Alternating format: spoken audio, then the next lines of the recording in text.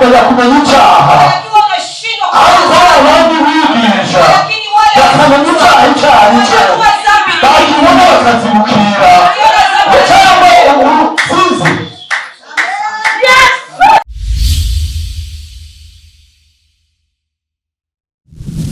Si kwa sababu ati Mungu hataki kutulinda. Ni mambo ni jewe na. Sababu ni wewe na mimi. Haleluya. Amen. Mungu wasanga ho ndahazika. Mungu akasema nikiwakuta nitapalinda. Mungu wasanga abantu bahari ndahazigama. Nikikutana watu wapo nitapalinda. Aramanuka. Akashuka. Akakosa. Haleluya. Amen.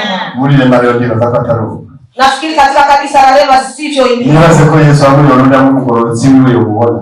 Najua Yesu atakija mtakatifu wake atamuona. Je, ndabyumva mu mutima ko agikundo ndayobora.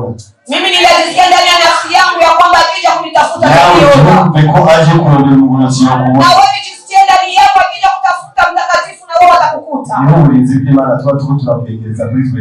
Na ndio ulinzi wa Bwana tunausogeza karibu yetu. Amajambo y'Imana. Maneno ya Mungu. Nakwigisha ku ijambo rivuga ngo ubujuju bwa Shetani. Nitakuja kufunza kwa neno linasema upumbavu wa Shetani. Ubujuju bwa Shetani. Upumbavu wala uchinga wa Shetani. Haleluya. Amen. Ubujuju bwa Shetani. Uchinga wala upumbavu wa Shetani. Yesu atufashe cyane. Amen. Shetani yabanye n'Imana. Aliishi pamoja na Mungu. Azi byose. Anajua kila kitu. Arazi icyo ashoboye n'icyo adashoboye. Anajua chenye anaweza na chenye hawezi. Kandi arazi n'Imana Bwana nayo. Tena anajua na Mungu ambaye anapambana naye. Arazi n'Umukristo Bwana nayo. Anajua na Mkristo ambaye anapambana naye. Yeye ni Imana. Mko ndani ya Mungu. Arabizi ko ataho yoguca. Anajua kama hakuna kwenye anaweza kukuwezea. Lakini kwa sababu ya upumbavu wake abandanya gutera. Anabakia anakuganisha. Anabaki anakujaribu. Mugihe ugihagaze neza. Wakati ungali unasimama vema. Hana mashora kuguza. Hakuna mahali anaweza kukupata. Roho anategera. Yeye fasa anasubiria. Ategera wavuye muri wa muntu adashoboye. Anataka ukitoka ndani ya ule mtu mwenye hawezi. Aho ni achakufuatia. Hapo ndo anakukamata. Nicho gutuma Shetani tugwana. Na ndio maana Shetani yamba impande yacu. Tunapambana naye muda wote iko karibu yetu. Suko ayami impande yacu kuba dukunda. Ayuko pambele karibu yetu kwa sababu anatupenda. Suko atugenda ndakuja ngo mulinzi wacu. Sikusema anatembea na sisi kama mlinzi wetu. Shetani akugenda ndakuja ngo je ndeke nka gutwara. Shetani anaenda pamoja na wewe ile uingie katika madhaifu. Usiingie mu ndege ngene Shetani abagufi. Siku unaingia ndani ya madhaifu ndipo ambapo Shetani anakukamata. Mungu Shetani na wakati. Lakini wakati ungali ndani ya Mungu, amen. Hawezi akakukamata. Na mwanzo twige kwa kujambo kwa ubujuju bwa Shetani. Nilisema tutasoma neno linasema upumbavu. Kwa majambo ali mu kwarura. Tutaenda katika maneno yako kitabu cha Hesabu. Ya ni 22 turahazi. Ni 22 tunapata. Aho kuvuga kuri Balamu na Baraki. Hapo ni kwa Balamu na Baraki. Yesu atufache cyane. Amen. Abo bagabo babiri. Hao bwana wawili barantangaje cyane. Walinishangaza sana. Na cyane uliyantangaje cyane ni Baraki. Na mara nyingi sana walishangaza sana ni Baraki. Kwa Baraki ibintu byakora ari umwami wa Moabu. Kwa kuwa yeye alikuwa anatumika ni mfalme wa Moabu. Na Moabu bali abana ba Loti. Walikuwa ni watoto wa Loti. Abisirayeli wana wa Israeli bali abana ba Abrahamu. Walikuwa watoto wa Abrahamu. Hao watu babiri bali familia. Hao watoto wawili wote walikuwa familia moja. Sisi kwa mkubali. Sijui kama mko mnanielewa. Hao wa Israeli yani familia. Wamoabu na wana wa Israeli wote ilikuwa ni familia moja. Lakini kubera Imana yari yamaze kutandukanya. Kwa sababu Mungu alikuwa kishawagawanya. Musi Abrahamu Imana yamubwira kurinda ikimazi. Wakati Mungu alimwambia Abrahamu agasinzira akalala. Imana imubwira ati kwa abana biwe urubyaro rwiwe ruzaba nyamukira. Mungu akafika na mwambia ya kuwa kizazi chake kitaenda katika utumwa. Ahubwo Abisirayeli cyangwa Abisirayeli katuvuge kwa Abisirayeli. Hapo ndio wana wa Israeli babaye inyagano mu gihugu cyo muri Egiputa. Hapo ndio kwenye walienda kwa watumwa katika. Abo kwa Loti basigara mu bihugu byabo. Bakabakia katika nchi yao. Ndio hapo wako Moabu. Ndio kutoka Moabu. N'abandi. Kutoka na wao. abamowabu cyane. Lakini nataka kusimamia sana kwa Moabu. Ubujuju bwa Shetani. Nilisema upumbavu. Nanjye niyumvira ijambo rimwe. Nilikuwa najifikiria jambo moja. Navuze mbega. Nikasema hivi. Rutu. Yarazi kukira kuba muri Sodomu. Alijua kupona kwake katika Sodoma. Yakijijwe nani? Alijua aliponyeshwa na nani? Ndio sababu yote kukira muri Abraham. Mwenye alisaidia Loti kupona ni Abraham. Niwe yamukuye muri Sodomu na Gomora. Yeye ambaye alimtoa katika Sodoma na Gomora. Alipomaliza kumtoa, yarabyaye. Alizaa. Agira urubyaro runini. Akakuwa na familia. Abraham agira urubyaro. Na Abraham pia akakuwa na uzao. Bamaze gutandukana na Abraham. Tena walipoachana na Ibrahimu. Yarabonye ingene Abraham yahezagiwe. Aliona jinsi Abraham alikuwa Imana yagendanye na Abraham. Akaona jinsi Mungu alitembea na Ibrahimu. Lakini hagera igihe. Ikafika wakati Abraham akafa. Loti akafa. Amen. Nakuambie. Nataka niwaambie. Msose mumenyereza abana. Tukua tunazoeza watoto wetu. Amjamate. Vitu ambao historia. Mumenyereza abana. Tuzoeze watoto. Ibya Kristo. Tukua tunawapa habari za Kristo. Unaweza kumwenyereza ibya Kristo. Ukisha mzoeza habari za Kristo. Atamjua Kristo waliwe. Atamjua Kristo kwamba ni nani. Atajua Kristo ni nani. Wewe anazogira umugisha. Tena huyo mtoto atakuwa na baraka. Nimba Loti alitandukanije na Abraham. Kama Loti alikuwa aliachana litengana na Abraham. Agiye mu gihugu cy'amahoro. Akakutana alienda katika na nyuma akisha nyuma wa Moabu. Alimo urubyaro rwiwe. Na ndio huyo uzao wake. Niyo bareteragiye histoire y'ibyo yahuye nabyo. Loti angewaambia habari ambazo walikutana nazo. Ntibari kurwanya Abisirayeli. Awangepiganisha wana wa Israeli. Ntibari kurwanya Abisirayeli. Awangepiganisha wana wa Israeli. Ariko kuko ata historia bari bazi. Kwa sababu hakuna habari ambazo walizozijua. Bahaguruka kurwana n'ubuhanga bw'Imana. Wakasimama kupambana na taifa la Mungu. Jahanga ryakiza sekuruza wabo ribukuye. Ile taifa ambayo ilimponyesha baba. Jahanga rivugana n'Imana. Ile taifa ambayo linazungumza. Ile ligiye kuba. Ile ambayo inakuwa limenya ejo hazoza. Ile ambayo inajua. Inachosha jambo Imana itubwira. Ndicho ndio nakimwe kizoba kumugorozi wanje. Hakuna kitu kimoja habanje kumwibira Imana. Bila kumwilia siri. Imana tufashe cyane. Niko ndavuga kuri ibi jambo. Niko nasema kwa hili neno lakini tusome. Twende tusome kwanza. Warura. Hesabu. Nene. 22. Ya tunasoma gusa. Ndabona ko kuvuga hari gushika ku bice 24 mugabo ndabona musomere gushika kuri kuronde. Hapa nitasoma mpaka 24 lakini nisome kushika ku 7. Wewe ndabusoma chapitre 22 ndala kuvuga kandi usomye. Tutasoma hiki kisomo cha 22. Na ndabona kuvuga kuri Bentua. Alafu tutaruka ku 23. Wewe je ivuga utaisomye? Mimi nitaisema tulisha Mungu ataisema kwa bila kusoma. Ndabona kuri 24 utaisomye. Atasema kwa 24 bila kusoma. Ariko ndabona musomere kuva ahanyene guhabura bende niko gushaka kubibone. Nataka mnisomee Hesabu 22 mpaka mstari wa kwanza mpaka kusaba. Tusome kwa jina la Yesu. Tunasoma Hesabu sura yake ya 22 mstari ya kwanza mpaka 7. Tunasoma katika jina la Yesu. Na wana wa Israeli walisafiri wakapiga kambi katika nchi sawa na Moabu. Amen. Amen. Tukoreshe ururimi rumwe ntazo twese tuvuga Kiswahili. Acha tutumie lugha moja sasa tunasikia Kiswahili. Kumva inkuru ya Baraki na Balamu. Hapa tunasikia habari ya Baraki na Balamu. Baba Israeli bariko baragenda mu gihugu cy'Isirayeli. Tunasikia wana wa Israeli wako katika nchi ya ahadi. Ahadi hamwe Abisirayeli. Hapa ni pale wa Israeli. Baba bazigiye bazunguka mu mugara. Walikuwa wanamaliza masiku wanazunguka katika jangwa. Biblia ivuga ko hari igihe barageze ko kwambuka. Biblia inatuambia kama ilikuwa wakati wenye unafika wavuke. Iki gihugu cy'Imowabu. Ukitazama nchi ya Moabu. Ni Yeriko bariko baragenda. Na Yeriko mahali walikuwa wanaenda. Hararaba. palikuwa panatazamana. Urugendo rwari hagufi kurangira. Safari ilikuwa karibu kuisha. Haba Abisirayeli bamaze imyaka hafi 40 bazunguruka. Waisraeli walimaliza miaka karibu 40 wako wanazunguka. Kama kuvuga ku myaka 40 kwanza. Acha kwanza niseme ku miaka 40. Kuko igihano 40 kwa kuwa hesabu 40 icyo bisobanura tafsiri yake ubwa mbere ni ubuzima bushaje. Cha kwanza ni maisha mapya. Hama ukukura bushaje. Cha pili ni kukua mpya. Ndio Yesu ali gupfa. Na ndio sababu Yesu alikuwa ubuzima bushaje. Maana watu kwa wengine maisha mapya.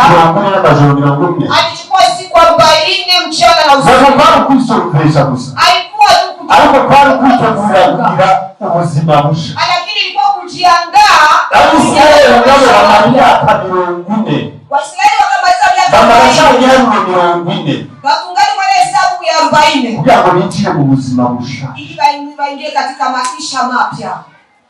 Mchongereza uvuga neza. Mkiingereza ndio wanasema vizuri. Bavuga new life. Wanasema transform guhinduka. Kubadilika. Cyangwa guhinduka. Wala kubadilika. Ndani tunawateja. Hai kandi nawe lakini kitubwira mu Cyongereza. Kuna kingine kinatuambia kwa hiyo. Muri task singa ndo kivuga mu Kirundi mazi. Mibango rimwe ni kutoka katika kundi moja. Kwa watu kutoka katika hiki kitu unaingia kingine kitu. Kutoka umwe ujamu singa katika kazi hii unaingia katika kazi. Urumva rero abamiseri baramaze kukwiza ibango ry'Imana. Unasikia wana wa Israeli walikuwa kazi ya Mungu. Kuko bari bagomba gushika ariko barari. Kwa sababu walikuwa wanakaribia kufika mahali ijambo ry'uno munsi. Na ndio nakwambia neno la leo. Ndio ni ubushuju bwa shetani. Na ndio nikwambia upumbavu wa shetani. Yabo abantu. Hao watu bagimba mu gihugu cyo muri Egiputa. Wangapi wanatoka katika nchi ya Misri? Hapo tunajambo papa Alex yatwigishije. Ulitumika lile neno ambalo tumishi wa Mungu wewe amaze kugenda gukura Israeli mu gihugu cyo muri Egiputa. Hapo ishaenda kutoka Waisraeli katika nchi ya Misri. Walikuwa wanamaliza miaka. Bahira. Wako wanalia. Bakoroka. Wanapiga yowe. Wanatumikisha ikafika wakati wanaomba wananyenyekea. Wakaona haya maisha kuishi hivi tunashindwa. Amen. Kwa maana hapo mwanzo kama kwa watu waliishi vizuri. Walikuwa Waisraeli katika nchi ya Misri. Wakati Yosefu alikuwa kumiliki. Lakini nimewambia mkuu unawapa habari watoto habari. Amen. Watu kama wanajua habari ya Mungu, wanajua yaliyotokea, hawawezi wakajichanganya. Watu wa Misri wangejua taarifa ambayo Musa anaenda kuleta. Alingekuwa vile wote angesema muache waende. Lakini hawakuwa na habari za Yosefu. Mtumishi wa Mungu anasema napenda neno. Napenda neno ambalo Mungu alimwambia Musa.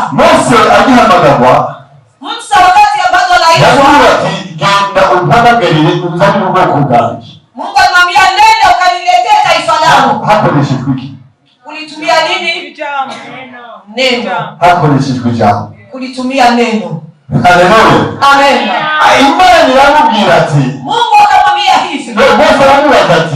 Musa akamuuliza. Ati none. Sasa. Hapo Abanyegiputa bakomeye. Wanajua kutahura. Ni wagumu wa kuelewa. Mimi Musa mbele ya mfalme. Uzavugana tumwe nani? Nitasema nimetumwa na nani? Ijambo liragaruka. Neno likarudi. Ati uvuga ati. Nenda useme niko. Ana wanituma. Ndiwe aravuga. Ni yeye ndiye yule yuko anasema wa yamana ule Mungu ya yindi ule Mungu idahinduka ule asiye nacyo gituma yavuze nti na ndio sababu nimesema afise rimwe na rimwe mpumbavu shetani uko nao Satani amenya kwa kuwa shetani angejua kweki amenya asanzwe azi kwa sababu gani anakutaniwa anajua asanzwe azi anakutaniwa anajua uwezo wa asanzwe azi anakutaniwa anajua aho Imana ishize kwenye Mungu anatia ko bitaroshe kukunganya kama sio mugamshi wa Yohane katika ufunuo wa Yohana panasema hivi yugaye akifunga hawukuru hakuna yurura ntanuhugara ntanuhugara ariko abanyegiputa lakini wasimamizi nubwo bakoreshwa na Shetani hata kama walitumia Shetani yarabije banga Ibilisi akwambia hata watu mko mnafukumia kwangu Imana ivuze ni Mungu anasema kukurikira acha kufuata kukurikira acha kufuata nuko Imana muhamagawe taifa la Mungu limeitwa hapo tayari kuba byiza bakifatanya nabo ingekuwa vizuri lakini kwa sababu ya ule kumwema hashize byakunda aliona kama kwenye anatia kitabu akamwambia fuata kurikira fuata genda nenda nababwire nataka niwaambie hano mwisi hapa katika ulimwengu hari abami babiri kuna ufalme mbili hari umwami anezerwa gupfiriye mu kugororoka kuna mfalme ambaye anafurahi anaketi mahali patakatifu anezerwa wewe upfuye ugororotse kuna mfalme ambaye anafurahi ukifa kuko mtakatifu hakaba umwami anezerwa gupfuye umunyabyaha kuna ungine ufalme unafurahi ukifa katika dhambi rero iyo abanyegiputa watu wa Misri iyo Satani abareka Ibilisi angewaacha bakareka gukurikira Abisirayeli wakaacha kufuata wana wa Israeli birashoboka kagenzi inawezekana bari kumva Abisirayeli bagiye banyura angeona mahali wana wa Israeli ndio wanapita bakumva aricyo bagiye barakorera Abamowabu n'abandi wakisikia mambo wale wanatendea Wamoabu na wengine bakiha wakatubu ariko kuko Shetani ila kwa sababu shetani ubwiwe yeye binafsi alikimunezera kinamfurahisha nuko dupfira mu byaha ni kwamba tukifia katika byaha kubijuru neza bakugorotsa taje ukikufa katika dhambi yeye anafurahi kubijuru neza bakugorotsa apfuye lakini mbingu zinafurahia pale mtakatifu anakufa na Shetani anaweza kunyata hapo na ndivyo shetani anafurahia wakati tunamuriyo babandi wangekuwa wengine babandi Yesu alikuwa kwenye kuchunga wale wengine ambao Kristo alikuja kukomboa mtinzi wanje waje ushindi uje kwako mtinzi wanje ushindi uje kwako hano leo Abisirayeli hapa sasa wana wa Israeli walikuwa wanavuwe tubibagire kwenye walitoka tupasahau ibyo bavuze ko tubyibagire kwenye waliopitia huko tuyaache ariko bageze mu gihugu wabo lakini wanafika katika niho bagomba kwinjira harabana na Yeriko kwenye wanataka kuingia wanatazamana na Yeriko aho rero niho hari umwami yitwa Baraki hapo ndio palikuwa mfalme ayumva Abisirayeli akasikia Waisraeli ibyo bagiye bakora mu bihugu bitandukanye yale ambao wanaenda wanayafanya katika nchi aravuga tofauti ati bano nanyo ntibansiga akasema hao watu na mimi pia hawataniacha Imana idufashe cyane azavuga ati uwo bazinije igihugu cyose wakasema wamejaa nchi yote koko Abisirayeli bazinije igihugu cyose kwa kweli Waisraeli walijaa mpaka wakafurika nchi yote igihugu n'ukumva ko ahantu hose bari bahangaraye maana yake tafsiri ni kwamba nafasi yote bali wote walikuwa ariko siko byari lakini sivyo walivyo bwaba ilikuwa ni woga Shetani yamushize woga ambao Ibilisi amemtia ndani yari intambara ilikuwa ni vita Shetani yo kwitegura kurwanisha Abisirayeli Shetani alikuwa anajitayarisha kupambana na Waisraeli bari imbugwa n'Abamowabu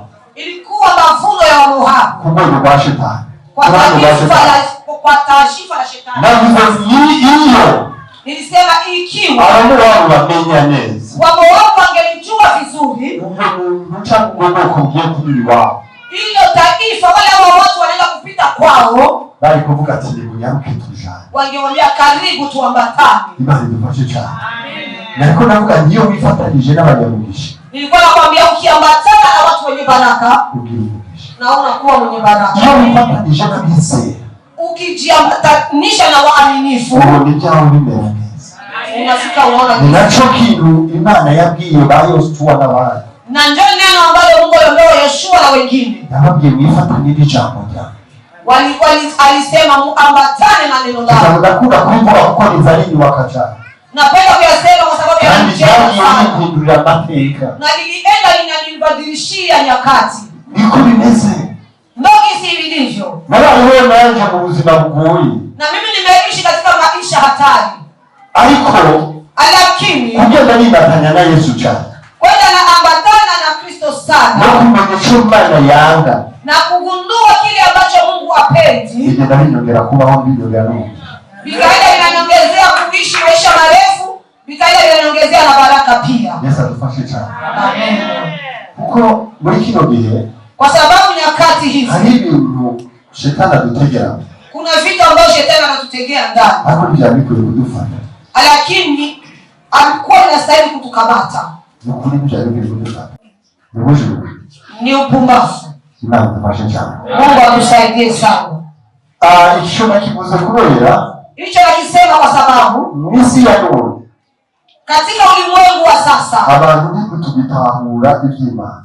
Watu atuelewe tena mambo ya Mungu. Tukimenya n'Imana igomba n'ijya ikunda. Atujue tena yale Mungu anapenda na yale Mungu anakataa. Nabagiye iyo myaka 40 Israeli bamaze. Nilikwambia hiyo miaka 40 wale wa Israeli walimaliza. Imana yalikuwa kuhindura ibanga. Mungu alikuwa anabadilisha taifa. Alikuwa anategura ubwoko bukwiye kwinjira ikana. Alikuwa anaandaa taifa ambalo linastahili kuingia katika abantu. Alikuwa anatayarisha wale watu babonye iby'Imana. Wanaona mambo ya Mungu. Bakabisha ku mutima. Wanaona mambo ya Mungu alafu na wengine walikuwa wanatayarisha tena. Kutoa mchanganyiko. Mungu yatangaza no mishengero y'Imana. Usishangazwe ndani ya kanisa la Mungu. Unaona watu wanatoka abandi binji. Unaona wamoja wanatoka wengine wanaingia. Abandi Imana iko yategura. Unakuwa kitu ambacho Mungu yuko anatayarisha. Imana iko yategura isinzira ibicisha. Mungu kama iko anaandaa ana njia. Aliweza kunakaramiyo kama isiraguye ojaye. Sema fulani anaenda wale kama vile dunia imeanguka. Alisema bamaze kuona Musa apfuye. Wale wa Israeli walipoona Musa afariki. Urugendo rwarabandanije. Maisha yameendelea. Waisraeli wanakuwa wanasema kuza wao wapfuye. Waislamu walikuwa wakabuza wamekufa. Lakini safari iliendelea. Ichobari biteze Imana yashaka. Chenye Mungu alikuwa anataka hanga kurudi cheo bugufi. Alikuwa anataka katika maisha yetu ya kila siku. Abantu baza kwivanga nabo. Kuna watu wanakuja. Hari abantu bibaza mu buzima bwawe. Kuna watu wanakuja kugira gusaramushishije intumbero. Kwa sababu kugera ku masezerano yawe.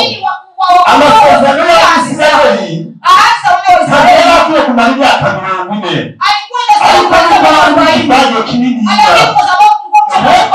Alikuwa kumara imyaka imaze. Alikuwa kibane bahukanye nacho. N'abantu b'ibibane bibakoza kugera ku masezerano yawe. Niwe jana n'umuntu ari kivange. Achibanga n'ubwisi. Kugera ku masezerano. Abantu b'abantu bikomeye cyane. Ni hadithi ya Kirundi. Basi utakwambia. Utakwambia unatakwibye. Na mtu kama hajakuiba ashobora kugucereza. Anaweza kukukawiza. Sio ndio? Unaweza kukwibye. Mtu anaweza kukukawiza. Lakini anakuchereza. Kama leo bayaki.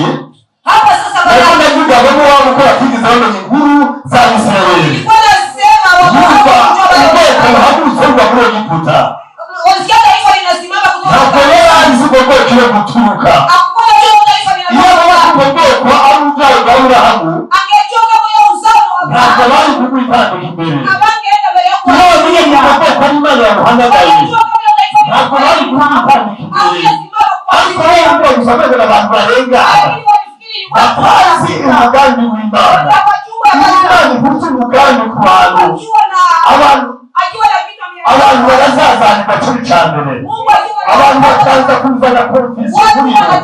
Bakabura turimo. Wanashindwa kuelewa kwa kuzimu. Wanasema kumenya hari ibindi bintu. Wanaweza kujifikiria tu kama wengine mambo.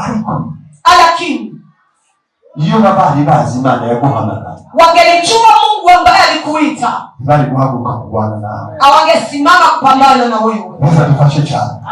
Abantu tuko tupigana intambara tutazi. Wao tunapigana vita ambazo sio. Unahamu ugasanga alikuwa anatukana cyangwa alikuwa aguma. Unakutana mtu anasema yuko anapigana, wao walikuwa wanatukana. Ese waguma bugingo wamukoze. Bwana ulalaani, ukimlaani utafanya nini? Wako iki? Utafanya nini? Utafaidika nini? Muzofate nk'abantu 10 mumvumire rimwe murabana kiwe ngumani. Kama watu 10 mumuvume bala mulaani atabakia yeye. Wewe vuma. Hata ulaani. Abaramu ni wachiye ari n'indirimbo abaririmba kuna kuririmba. Abaramu ndio sana imba nyimbo waimbaji wanapenda kuimba. Yaririmba ngaha. Aliimba hapa. Ya kumwe unaenda ni ya 3. Mnane 23. Sisi bali mzungunyandiko. Alisema katika maandiko. Sisi bali mzungunyandiko. Alisema maandiko. Hayo kasimeka nini wewe kuba ni Imana yakoza gihe. Akasema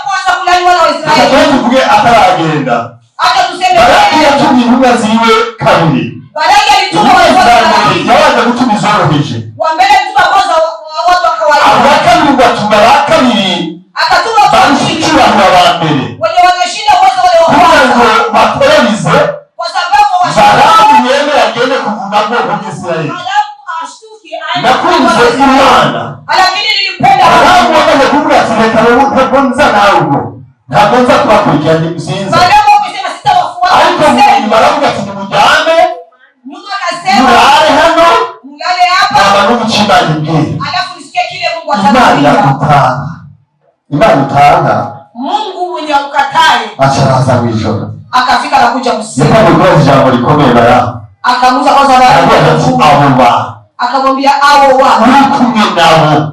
Uko pamoja nao. Ni wanani? Haleluya. Amen. Bali za kujeza watu mwenye kumwili. Muulize ndugu yako Mungu pamoja ni nani? Ninde muri kumwe? Ni nani mko pamoja? Abo bantu waraje muzyawe ni bande. Hao watu walilala ndani yako. Eske Mungu kumana yari kitu bitanzarwa. Unafikiri Mungu alikuwa Imana yari bazi. Mungu alikuwa anawajua. Kandi yarababona. Tena alikuwa anawajua.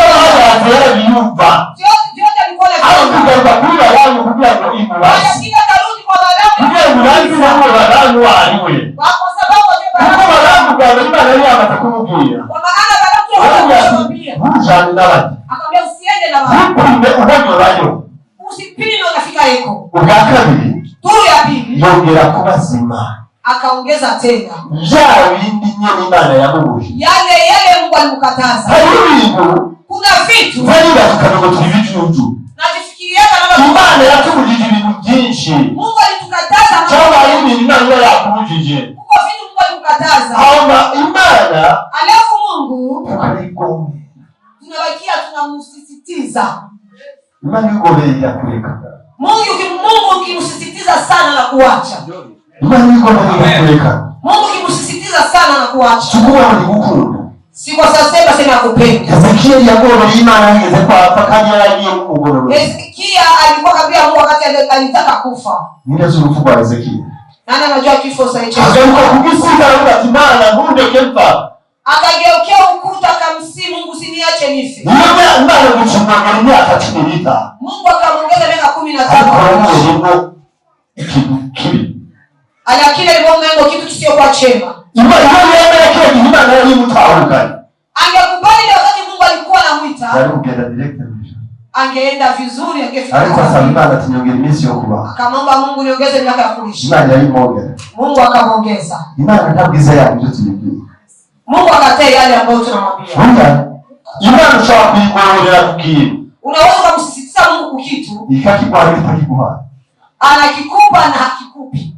Balamu Imana yamubwira ati ungabera ati upi mucayo. Mungu akamwambia usikakunya ngo barangembeje ngomba kujana nabo. Akasema waisha niuzi sana.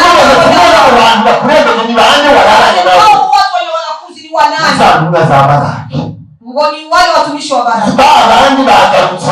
Wale wengine. Imana yari afite kugenda. Mungu akamwambia kufa kwenda. Pakugenda. Kufa kwenda. Imana Mungu akaanza yibaza ikazika.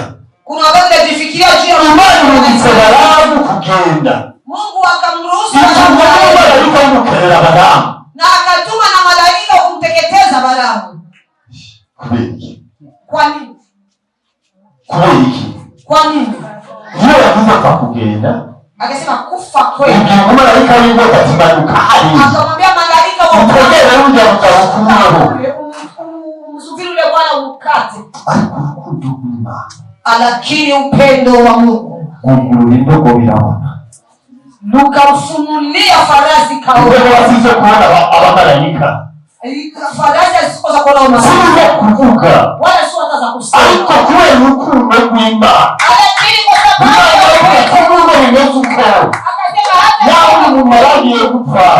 Kama utaenda kufa. Mungu anaona vuka. Akamwambia sema leo mtayari sekunde vuka. Ile nilisema nikataa.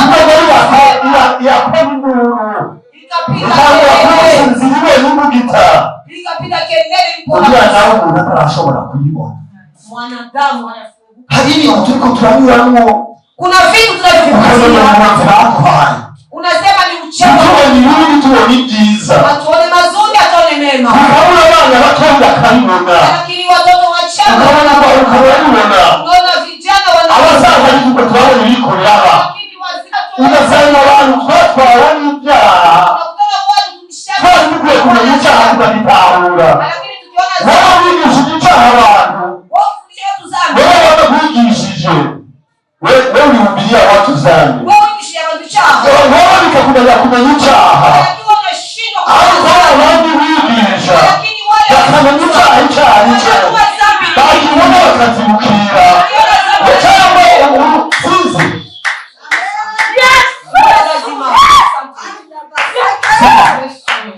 Imana idufashe cyane. Mungu anisaidie sana. Tukeneye kuvuga iki? Imana yaduhaye kuvuga. Abana batangiye kutuvuga. Ibyo ariko ndavuga rwanda cy'ubugingo ageze muri ibi nini. Ariko mwigisha abantu kumenya icyaha. Imana idufashe cyane. Abantu amaze kubona byanze. Imana amaze kubona ko abantu byanze kumva.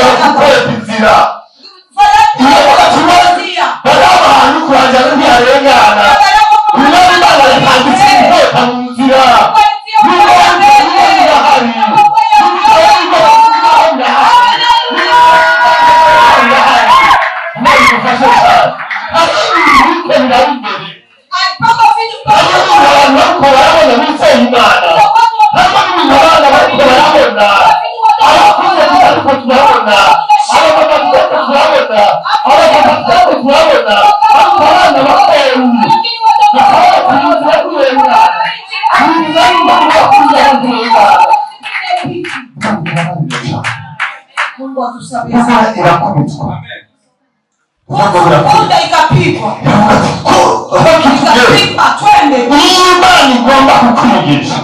Mungu akitaka kukufunza kuwa makini. Mali tupashe cyane. Amen. Mungu akakuriza cyane. Kupunda ilipigwa sana. Yeye yagenda. Ikakubali kama. Malaika yakatahana mutegerezo.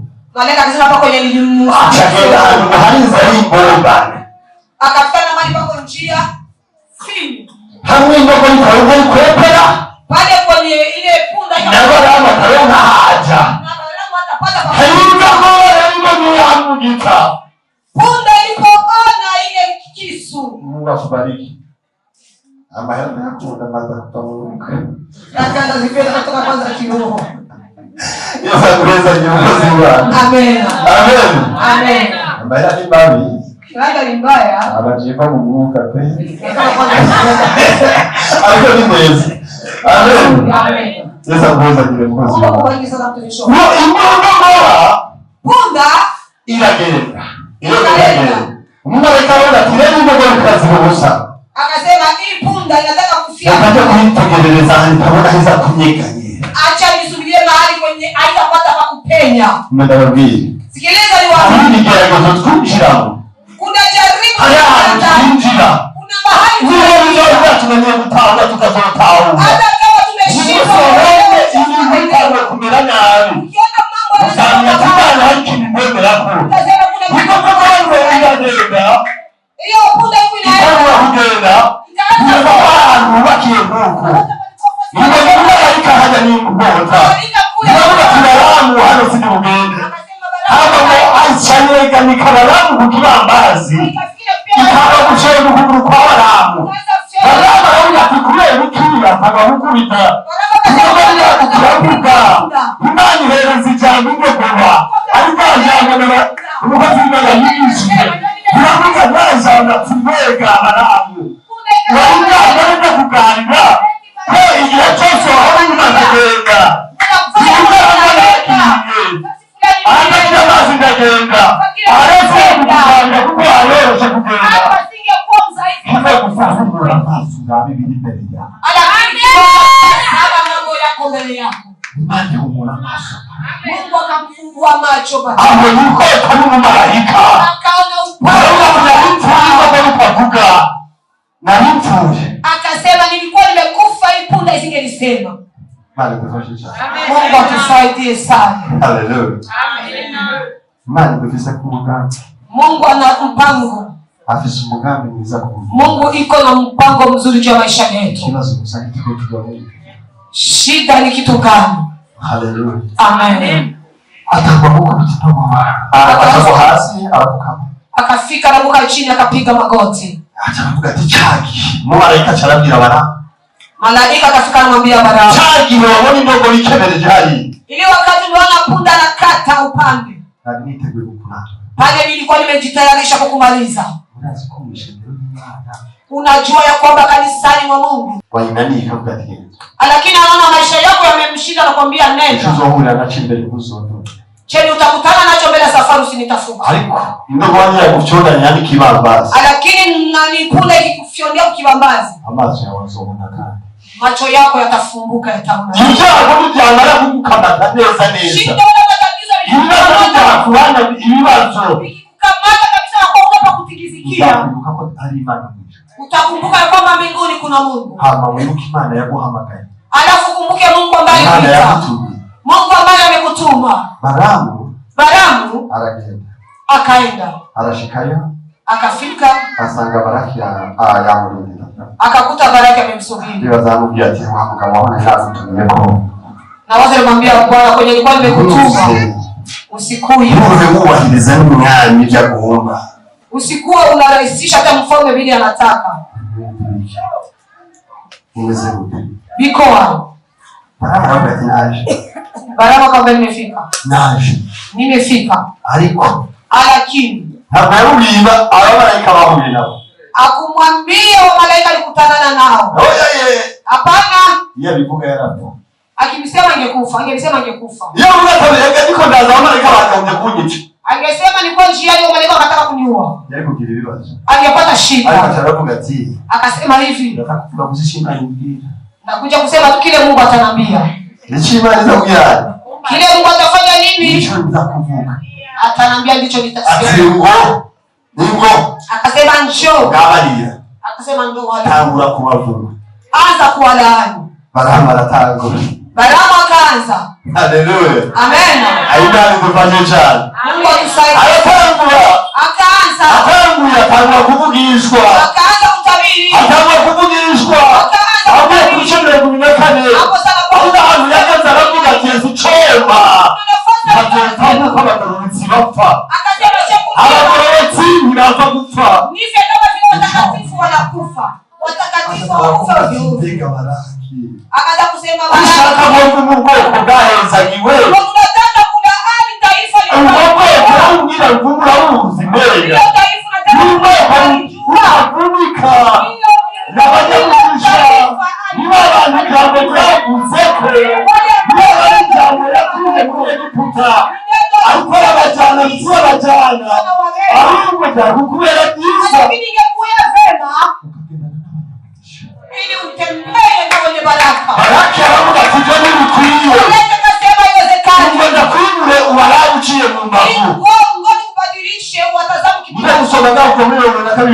n'akari baza kunyura baraje amwimura provision yaho yakora bakumara amujyana ku rundi ruhande aravuga ati ntacyo mwemeye kureza nyine aravuga ati ntacyo mwenye ntacyo mbona na cyo Imana yotuma ibavuma ntacyo mbona wiruhiriza iki unawakimbizia nini wiruhiriza iki wewe uko na haraka ya nini wewe unapuma mgorotsi w'Imana wewe unaendelea kulani mtumishi wa mtakatifu wa Mungu vuma wala ani jakuroge ukitaka uroge ujahugire fanya nini nimwe muri kuravuma cyangwa ugomba kuroga cyangwa ugomba kunara kama mtu mwenye uko na haraka cyangwa bavuganye nawe ariko akabahise nahamugejeje na akiwa anafanya na kufundisha yote utakayo yale mbaza kulizo basanze mbe ngozi mzungusa naona mwingi farasi amen amen vuka tuonze yote utakayo yanena wala kuyasema ni sufuri ijore kora tuonze yale ambayo utafanya yote ni sufuri munani tufashe cyane Imana yashoboye kuvugisha indogora Mungu kama aliweza kuhagarika akasimamisha punda ntachikobora niko guhagarika n'ibyo abarozi barungika ntabwo kuyereka n'abarozi ntabwo kuyereka n'abantu bakugirana kuko uzabona yacu Imana yatubwiye yaravuze ati muhaguruke mugende alisema simama mwende mubwire amahanga yose ubutumwa bwiza muambie mataifa yote ya turiko turaja tuna mahali tuna mahali tunagenda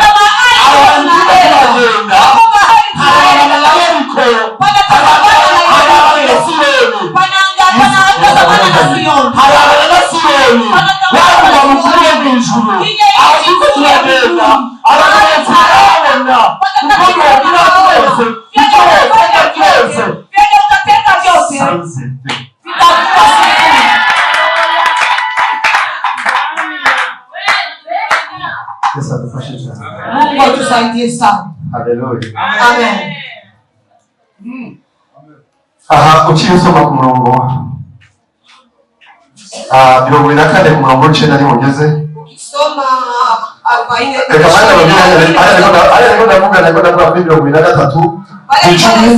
ni 23 mstari wa 10. Kuva ku 8 gushika ku 10. Kutoka ku 8 mpaka ku 10. Nani wanasomera? Ubu ruroni rwa rwose. Letwa with jusqu'à 10. Tunasoma 8 kugera ku 10. Tunasoma Hesabu sura ya 13 mstari ya 8 mpaka 10. Namna gani nitalaani wale ambao Mungu hawalaani? kuko nabonye mpagaze hejuru ku bitandara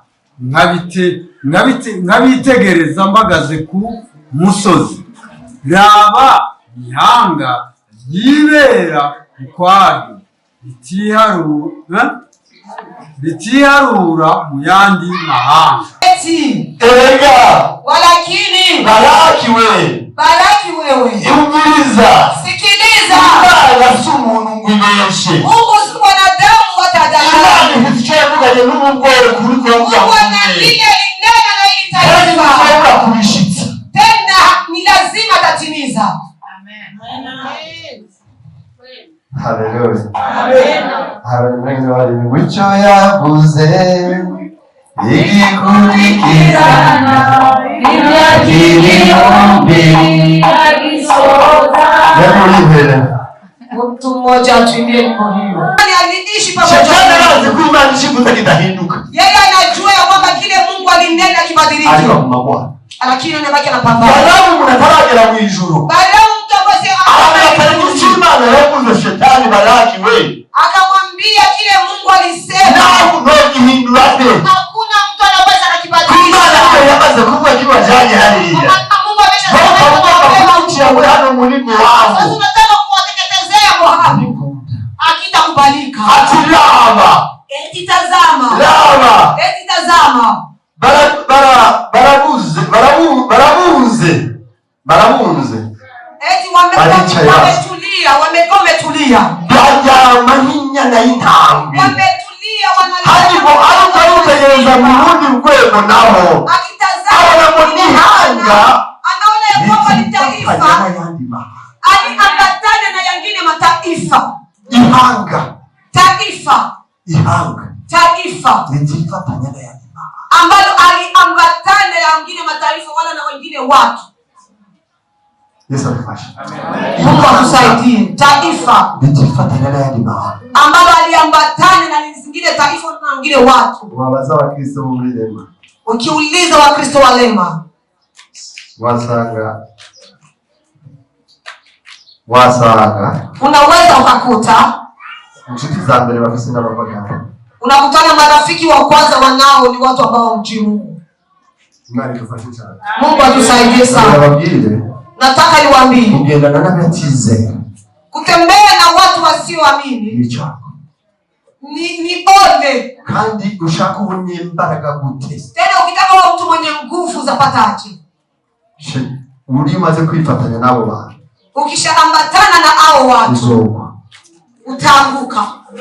Tukiri muri secondaire hari batwigisha by'amaforce muri physique. Tungali katika masomo ya je secondaire kwa mambo ya kutufundisha. Ndio ndio kwa kawaida basi ndio kujua kwa physique. Acha niseme kwa mfano.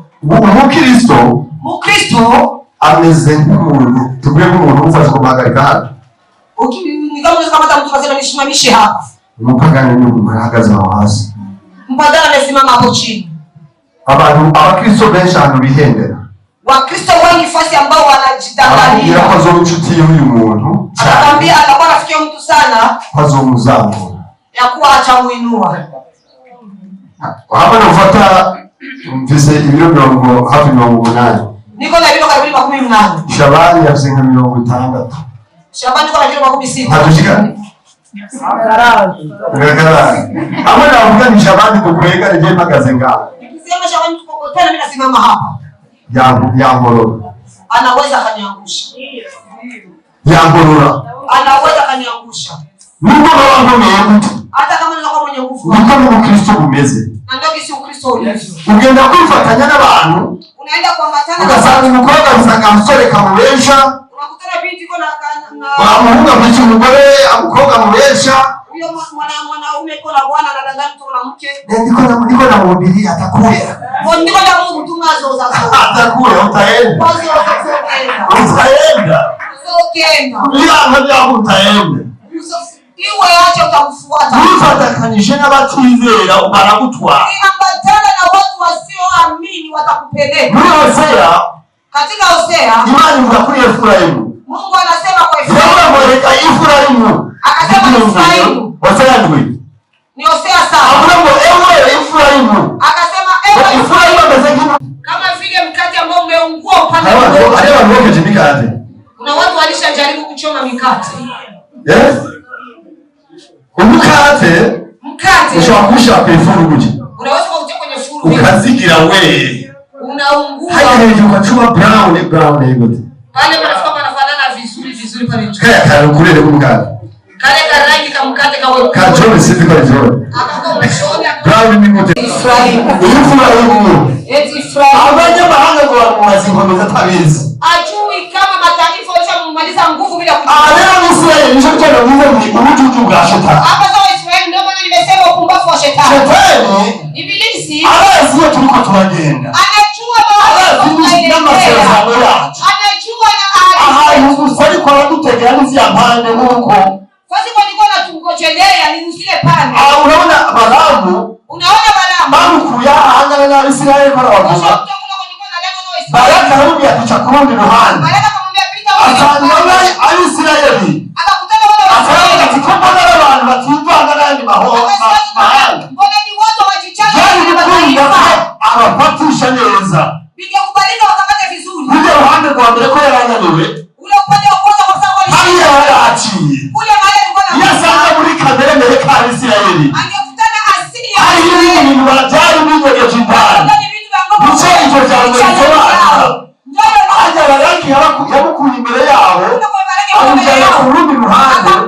Bakundira barukwerekana. Ilikuwa onyesho. Abantu b'Abakristo muri kino gihe kuonyesha Wakristo wa mwai wa umwaraje hano imbere ukiwatazama mbele uravuga ati n'abagororotsi unasema ni watakatifu wacha kuri runo ruhande lakini ukipita kwa upande shetani yamuhowe unakutana shetani amefanya kazi yamuhowe unakutana ni shetani ambao alifunguliwa ariko turi hano mu rushengero rw'Imana lakini tuko ndani ya kanisa la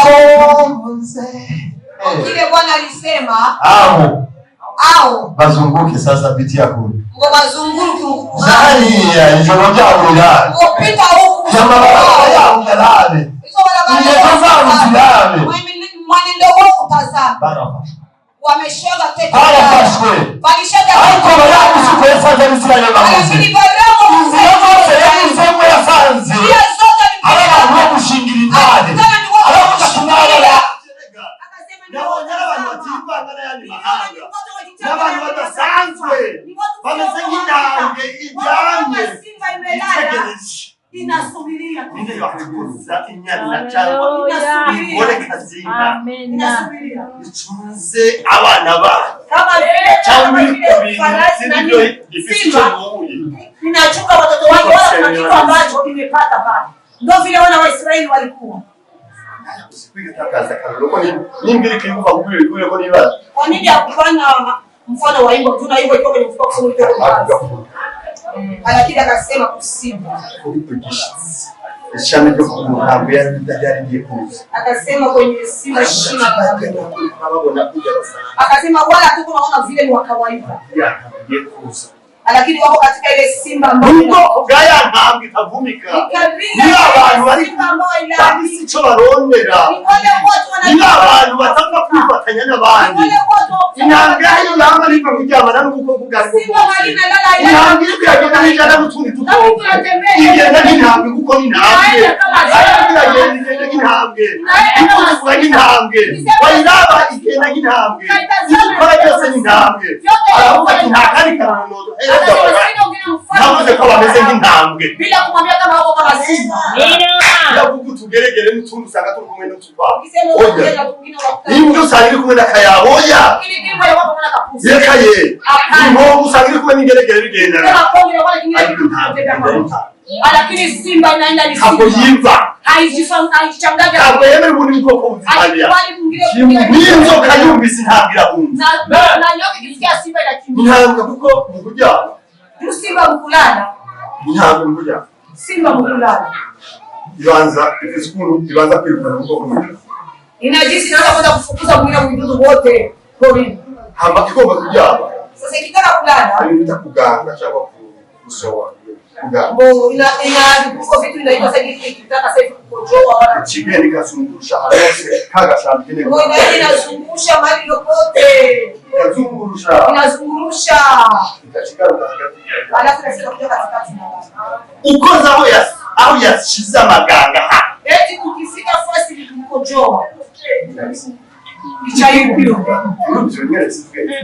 unasikia mtu inapita akilio agakoko kaje akikitu kakikuya karabuga roma tubuye nkubu yashoro kama vinasikia iki ganga inafika ina karabana nahi tubuye kana tizamana na kwenye ina kwenye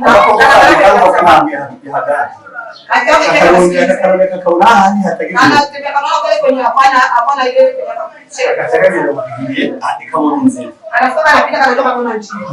nje kunyama tsitifatanya n'izindi nyama naenda kukusanya kiamata yake ni chakula kinakuya achakula ngo ni kifungu wakiishi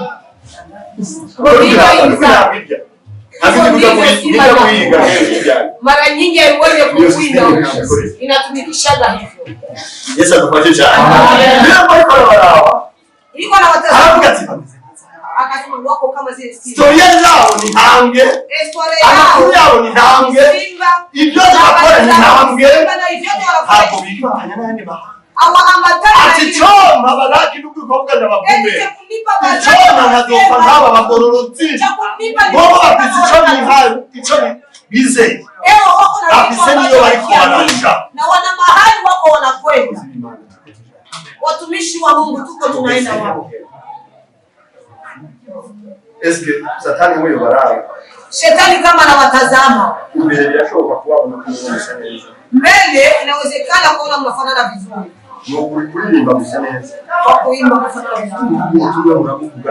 Pili mnasema vizuri na watu kweli. No kuhanura abantu bagize icyaha. Bila watu kabisa vivyo na kuwashauri wenzao. Mkule nyuma. Ngo hari inyuma. Biko waje. Yesu atufashe cyane. Ayo ni maneno ya Mungu. Nagomba kugira ngo nilitaka watu wamenye tujue Mungu ambao tunamtumikia ni nani.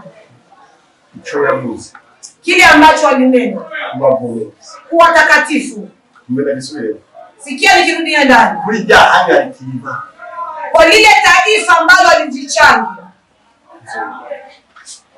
kitatimilika. Kile Kristo alikunena yeye. Nimbo utachibanga na yale mahali. Kama bado ukichanganya na wengine na taifa. Kitatimilika. Na hakuna mwenye atazuia. Lekana waziba hakuke. Acha wachawi wasimame. Lekana bandi baze bavume nacho. Acha na wengine waje walaani. Wewe dawa nani mwache. Wewe mtazame Mungu wako. Tazama mahali unakwenda. Tazama kile Mungu anakuambia. Tazama mahali Mungu anakutoa. Tazama unamzungumza naye ni ndiye neno. Neno. Neno. Alikutoa kule. Iko na mahali pa kupeleka. Kandi kwa tuliko tuegereza kushika. Ndio hivi tuko tunakaribia kufika. Ndio shetani yuko. Na ndio shetani anafika na simama sana. Wa ulimwengu wajaribiwa kama vile unajaribiwa. Inawezekana yule anamjua Mungu alikuwa anajaribiwa kama vile unajaribiwa.